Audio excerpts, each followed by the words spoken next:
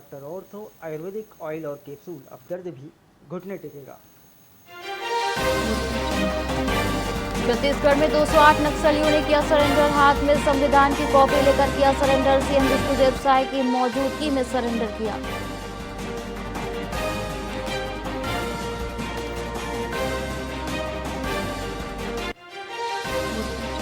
पटना थाने में एसीबी का छापा। 12,000 रिश्वत लेते एएसआई सहित 2 पकड़ाए। मोटर व्हीकल एक्ट का प्रकरण निपटाने मांगी थी रिश्वत।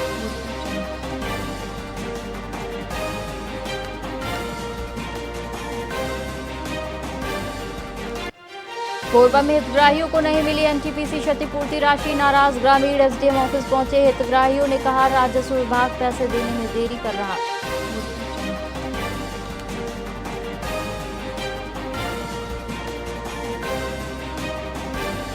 बलरामपुर में 250 शिक्षकों को नोटिस जारी। दशहरा छुट्टी के बाद गैर हाजिर शिक्षकों पर हुई कार्रवाई। जिला शिक्षा अधिकारी ने जारी किए कारण बताओ नोटिस।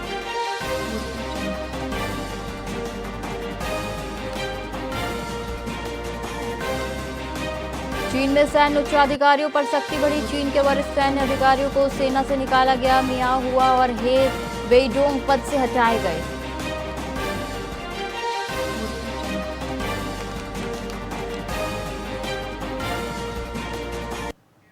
नमस्कार, आप देख रहे हैं वीआईपी न्यूज और मैं हूं आपके साथ एकता। बुलेटिन की शुरुआत करेंगे खास खबर के साथ।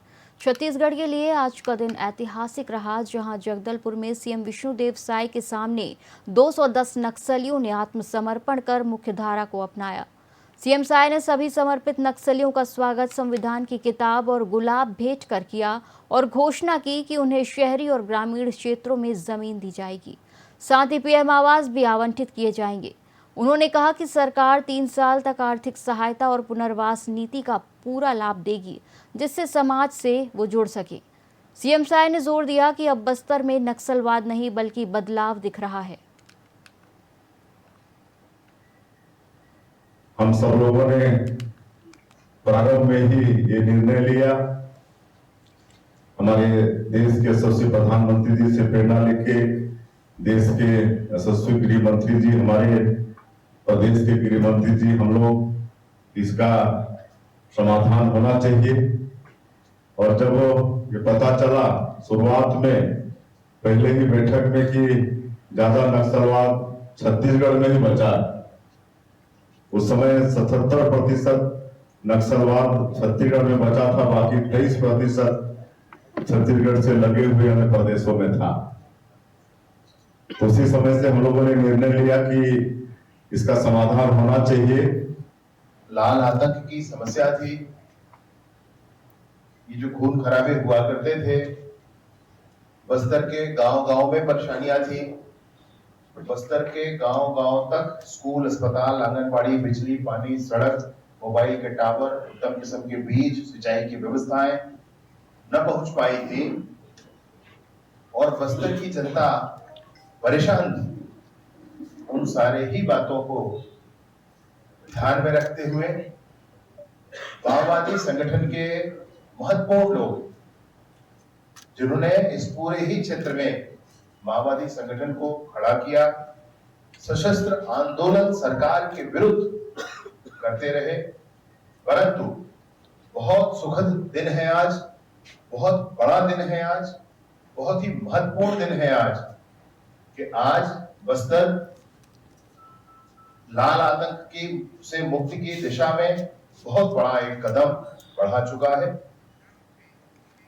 अंतागढ़ विधानसभा क्षेत्र के विधायक विक्रम उसेंडी ने अपना जन्मदिन अंतागढ़ रेस्ट हाउस में अपने समर्थकों के साथ धूमधाम से मनाया। उन्हें बधाई देने के लिए विधानसभा क्षेत्र से बड़ी संख्या में लोग पहुंचे। विधायक उसेंडी ने इसे कार्यकर्ताओं का आशीर्वाद बताया और जनता के आशीर्वाद से ही क्षेत्र का प्रतिनिधित्व करने का मौका मिलने की बात कही। इस दौरान सांसद भोजराज नाग भी पहुंचे और उन्होंने विधायक विक्रम उसेंडी को जन्मदिन की शुभकामनाएं देते हुए उनके दीर्घायु होने की कामना की।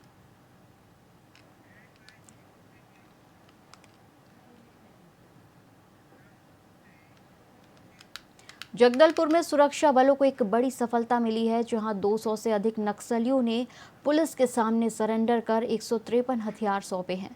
डिप्टी सीएम विजय शर्मा ने इसे समाज की जीत बताया और पुनर्वास की पहल का सम्मान किया। वहीं कांग्रेस नेता दीपक बैज ने दावा किया कि उनकी पिछली सरकार के दौरान नक्सलवाद 65% तक कम हुआ था और कई स्कूल फिर से खोले गए।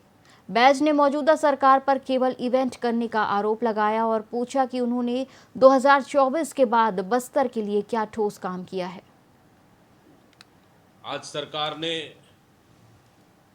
फिर से समर्पण इवेंट किया है।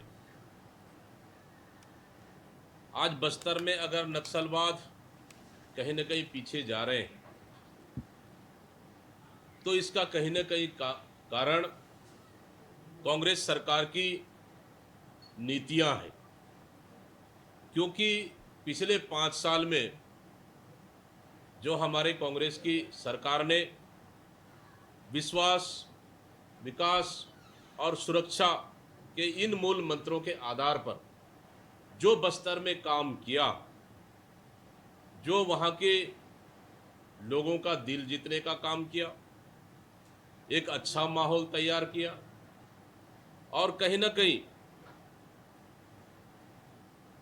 जो दूरस्थ अंचलों में जहाँ राशन नहीं पहुँचती थी वहाँ पे पीडीएस खोले, पीडीएस दुकान चालू किए, राशन कार्ड बनवाए, आधार कार्ड बनवाए और साथ ही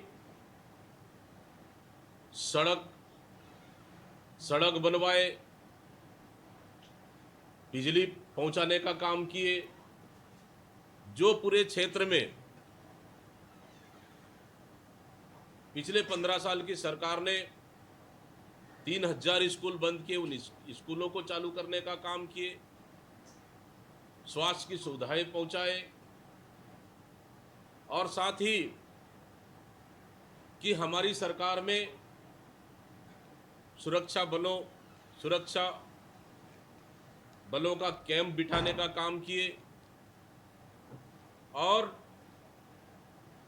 2023 तक पूरे बस्तर क्षेत्र में सिर्फ 40 किलोमीटर के दायरे में नक्सलवाद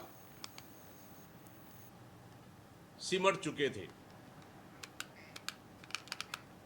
राजनांदगांव में त्योहारों के चलते व्यापारियों को खुले पैसों की समस्या नहीं होगी। एसबीआई ने चैम्बर ऑफ कॉमर्स के सहयोग से 4,80,000 रुपए के खुले पैसे वितरित किए। छोटे नोटों और सिक्कों की मांग को देखते हुए बैंक ने पहले से तैयारी की। व्यापारियों और ग्राहकों दोनों को अब लेन देन में आसानी होगी। इस पहल से बाजारों में त्योहार की रौनक बनी रहेगी और खरीदारी निर्बाध होगी। एसबीआई में मैं लगभग 1 महीने अनुरत प्रयास कर रहे हैं कि छोटे वेंडर के लिए कम से कम कुछ राशि दें। 50 लाख की मांग मैं पिछले 1 महीने से कर रहा हूं। आज फाइनली पुष्प नक्षत्र के दिन बोलते ही 5 लाख का रेंज हो पाया है। अब ये समझ नहीं आता कि दें किसको और कैसे बांटें। बड़ों को देंगे छोटे वंचित, छोटों को देंगे बड़े गाली देंगे। फाइनली मतलब ये हल नहीं है, लेकिन ठीक है एक राहत है। तो साहब ने बोला कि 1-2 दिन में और रुको मैं कराता हूँ। तो लास्ट डे में अब कैसे बांटेंगे? 1 महीने से कंटिन्यू प्रयास है, डेली टच में था कि सर करा दो। अब इनकी भी अपना मजबूरी नहीं आ रही, चेयर से चिल्लर तो करें क्या? चिल्लर की दिक्कत, चैम्बर ऑफ कॉमर्स आपके पास पहुंचा सर, क्या कहना चाहेंगे? आज कुछ वितरित कर रहे हैं सर। एक्चुअली चिल्लर की दिक्कत बहुत दिनों से, मैंने 2-3 महीने से चल रहा है और हमने भी कोशिश किए थे कुछ कॉइन्स मंगाने के लिए। चैम्बर ऑफ कॉमर्स का बहुत बड़ा योगदान है कि उन्होंने अपने आर्यन सर के पास बात लेके गए, तो आर्यन सर का एफर्ट से आज बहुत बड़ा अमाउंट तो नहीं मिला हमें, लेकिन 4,80,000 दे पा रहे हैं। लेकिन कोशिश करेंगे कि हम जल्द से जल्द राजनांदगांव में सफिशिएंट चिल्लर दे पाएँ। एसबीआई इस बुलेटिन में फिलहाल इतना ही। आप देखते रहिए वीआईपी न्यूज़। नमस्कार।